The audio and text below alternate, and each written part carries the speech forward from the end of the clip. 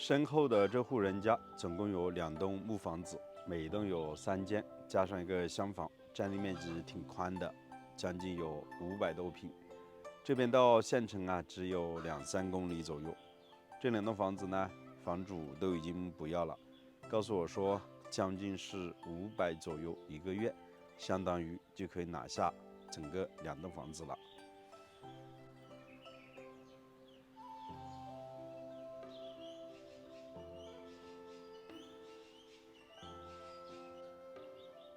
这2栋木房子坐西朝东，这边的海拔接近是500米左右。房子的结构挺好的，屋顶盖的是本地的青瓦，基本上不要过多的装修，打扫一下卫生就可以拎包入住的。木房子的旁边，这里还有个青砖结构的厢房，当然这也是一个杂物间。在2楼的位置，我们可以看到养的有一箱野生的蜜蜂，飞来飞去的。房子的外面呢，都是他们家的菜地，因为这边已经很长时间没有住人了，所以菜地里面都是荒着的。现在呢是长满了杂草，没人耕种，还长了很多小灌木。这栋房子门前的视野特别的开阔，一眼呢就可以看到对面的大山。在门前呢还有一条紫霞湖公路，这条公路呢是直接通往机场还有紫霞湖的。这边隶属于湖南省湘西州花垣县。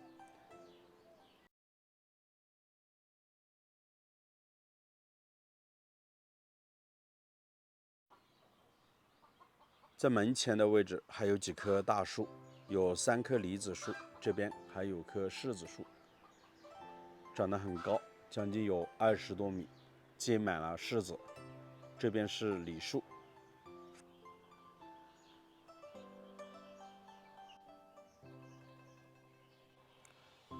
房子很多年没有住人，但依然是通水通电。可以看到整个院坝还是挺宽的，2栋房子院坝加起来接近有200-300平左右。门前的空地也特别宽，距离县城也只有2-3公里。那这么好的一处位置，主人家为什么不要这2栋房子呢？实际上现在这样的情况在农村呢是非常常见的。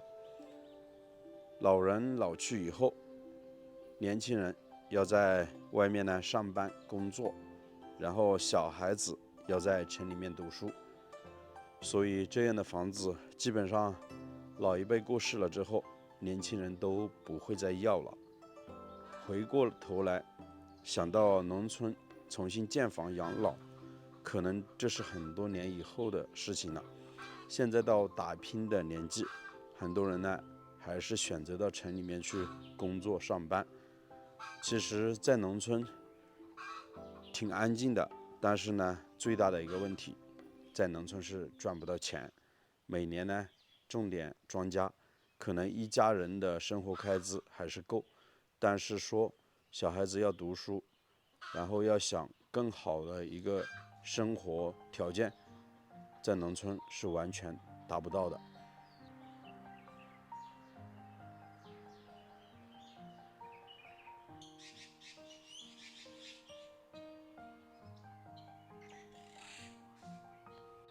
可以看到房子的背后呢都是一些竹林，每年这个季节呢也是长满了竹笋，山里面呢也正在长了蘑菇。所以说住在农村里面，生活成本还是挺低的。其实我也问过房主，我说这么好的地方不好好的给它利用起来，然后在这边居住，生活成本这么低，到城里面去一年的开支少说都要多花好几万。房主也说了，虽然到城里面买一套商品房60-70万，每年的开支也会多好几万，但是到城里面赚的钱要比农村的更多一些。确实这是一个比较现实的问题了。就像这2栋房子，房主说把它丢弃在这边又觉得可惜，没人居住，这样的木房子随着年久失修，慢慢的就会坍塌，上面的屋顶瓦片呢也会掉落下来。他说只要有人到这边居住，每个月给个几百块钱就行了。确实这2栋房子如果不加以修缮的话，可能7到8年、5到6年，很可能很多地方屋顶开始漏雨了之后，慢慢的就会坍塌。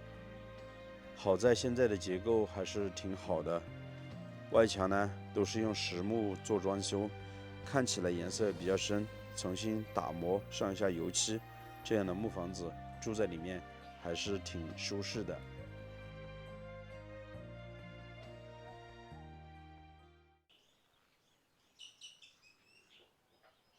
其实大家发现没有，2栋木房子的中间呢，用这个布盖着的是一个棺材。我们湘西这边农村里面，如果有老人的，都喜欢把老人的棺木提前买回来，放到家里面，这就是一口棺材了，用布盖的。然后老人看着他自己呢，也就是说比较舒心吧，就是100年之后的家已经给他准备好了。在这个前面呢是有一个石磨，这个石磨现在农村里面也不多见了。以前记得小时候，农村里面每天我们都要推石磨，推玉米啊，然后喂猪，用玉米粉喂猪。所以呢，现在很多农村的老物件，真的只要不在农村生活了之后，见的是越来越少了。这个呢就是一个箩筐，只有1只，放在这边。以前农村里面呢都是比较常见的。然后这个棺木呢就放在这边，这里还有个鸡窝，那边有只母鸡在下蛋呢，给大家看一下。可能城里面经常吃鸡蛋，但是没看到鸡是怎么下蛋的。脸特别的红，然后它正在下蛋，就在棺材的旁边。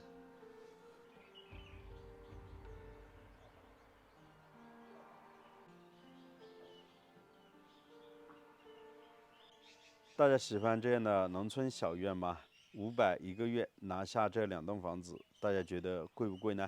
我是石头，欢迎在视频的下方评论留言，喜欢的记得点个订阅，我们下期再见了，拜拜。